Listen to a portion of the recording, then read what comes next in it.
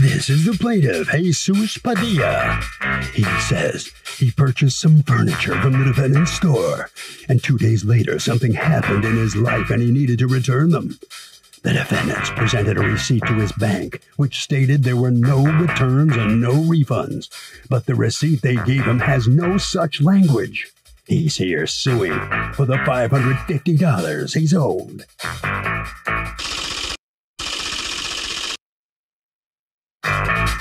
These are the defendants, Myra and Jose Cardenas.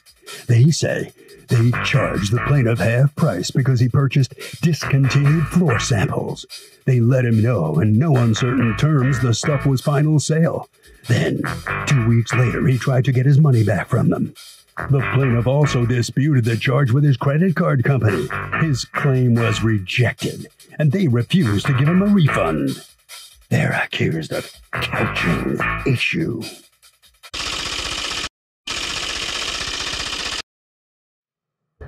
All parties, please raise your right hands. Welcome back to the People's Court. The plaintiff bought furniture from the defendant's store and says his circumstances changed dramatically. He had to undo the deal and now can't get his money back. But the defendants say the guy purchased discontinued floor samples 2 years ago. He never picked up the stuff. They still have it in storage and they're sorry, but no refunds. It's the case of the couch grouch. Thank you, Douglas. All right, Mr. Padilla, you are suing Maricela's Furniture Incorporated, represented here by Myra and Jose Cardenas. You folks are the owners? Yes. Okay. For the return of $550 that you put down on, well, I guess that was the whole cost, right? For 2 couches and an ottoman, correct? That's correct. All right. Tell me what happened. So I purchased some couches and an ottoman from Maricela's back in 2018. And 2 days later, I gave them a call telling them I couldn't accept the couches. I wasn't able to pick them up. Why? And I would require... Did you find something better? I mean... No. Something happened in my life where I had to downsize my living situation. Okay. Yeah. And I wouldn't be able to house the new couches. And I explained the story to Myra. And she was telling me, there's no refunds. I was like, well, I can't do it. I can't take it. There's no way I can pick them up anyways. I just purchased them. When you purchased them, was there any sign in the store that said no refunds? Was there anything on the receipt, the invoice that said no refunds? I didn't see any signs on the store. Nothing was said in person, and she just handed me the receipt. What happened? I'm sorry. Did you read the receipt that she handed you? From what I recall, I did. It says a couple things. Let's see what it says. So this says no refunds or exchanges on deposit and merchandise. And then after that, it says 25% restocking fee on returns. What returns? I thought you said no returns or canceled merchandise. So what did you guys mean to say in this receipt, Ms. Cardenas? Like these two things? Yeah, there's no refunds. Right. Then when would you ever charge a restocking fee? That's if we ever have to do or accept anything back, they will be charged a restocking fee for putting the stock back. Right, but if there's no refunds, why would you be accepting something back? If it's a new item and it's still in the proper original package, we can take it back, but the customer loses a 25% restocking fee. Right, but you say on top of that, right over that, you say no refunds or exchanges. So you see how they're a little bit conflicting.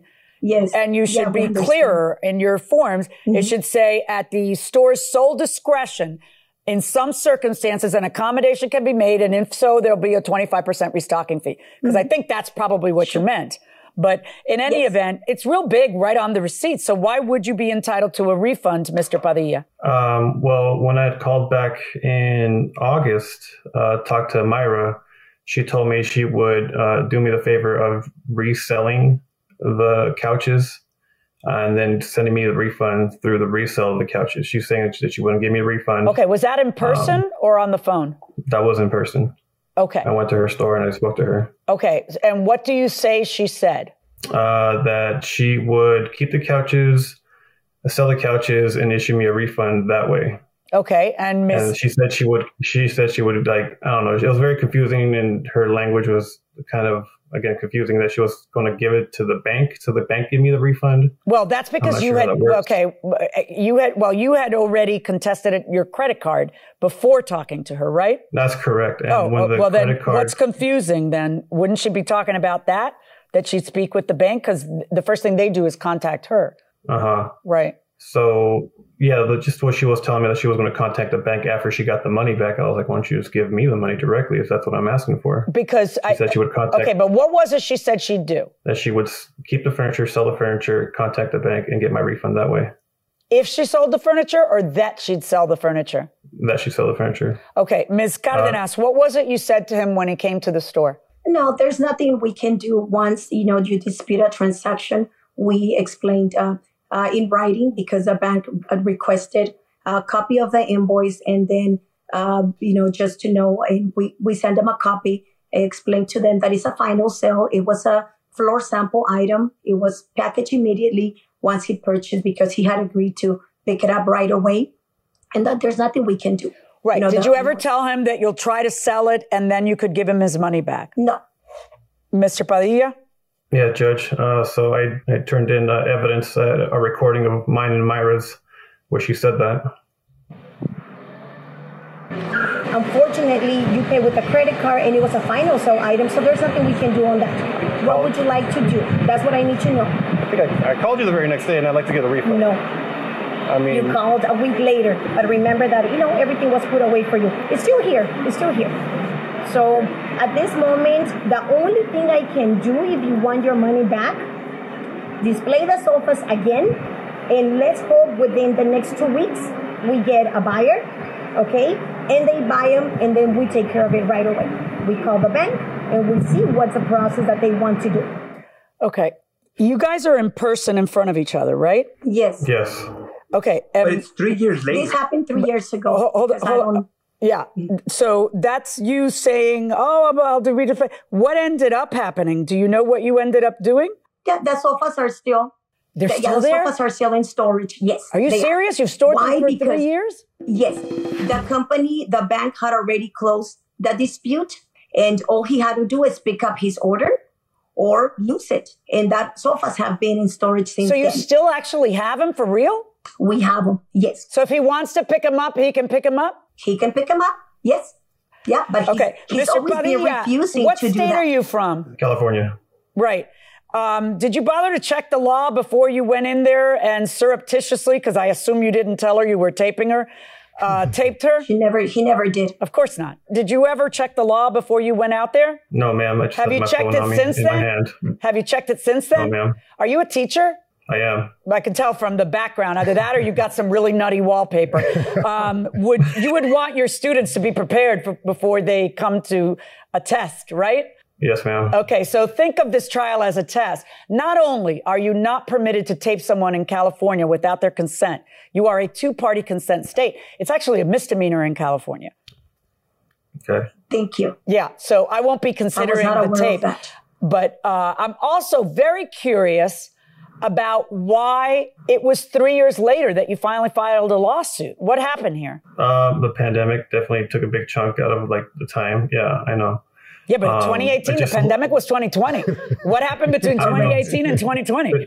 Between that time, it was a lot of calling, showing up to the store, her giving me just, loophole stories. So did she ever tell you it didn't sell? I still have it? Never told me still that. There. Okay, well, apparently you have furniture that you can pick up because there are no refunds, okay? There are no refunds. Even if I were to consider the tape, which I can't, I'm not. I found it amusing because, you said she said something, she said she didn't, and then I have her on tape saying it. But I really can't consider the tape because you didn't have her consent. Okay. But let's say I'm going to consider what she said on the tape. All right. If I consider what she said on the tape, what she says is, we'll give this 2 weeks and I will, if I sell this, then I will give you your money back. Apparently she didn't sell it and she's not giving you your money back. And what probably happened, I'm not stupid. I know what happened. There was a dispute and then she won the dispute. Okay. And then all of a sudden it's like, why should I sell this? I got his money. He can come pick up his furniture. So here's what's going to happen. You've got 2 couches and an ottoman to pick up. So no, I am not going to order them to return your money. Since it's been 3 years, I am telling you now that I'm going to give you 1 week to pick them up. And after that, it's going to be considered abandoned. That's my verdict. Thank you. Thank you, Your Honor. Well, how about that? The plaintiff is going to have 1 week to get the couch or the furniture back. If he doesn't, it's going to be abandoned. He does not get his money back.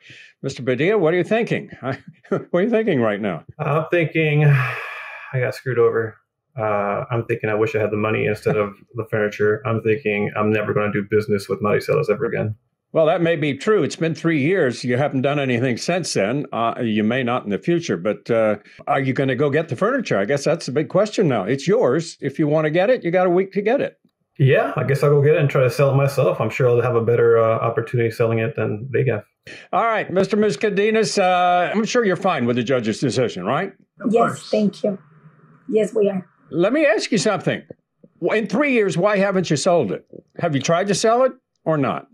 No, because once they were moved out of the space at this, we weren't able to put him back. Plus, we were hoping he would change his mind and just pick him up. Like you said, they're his furniture.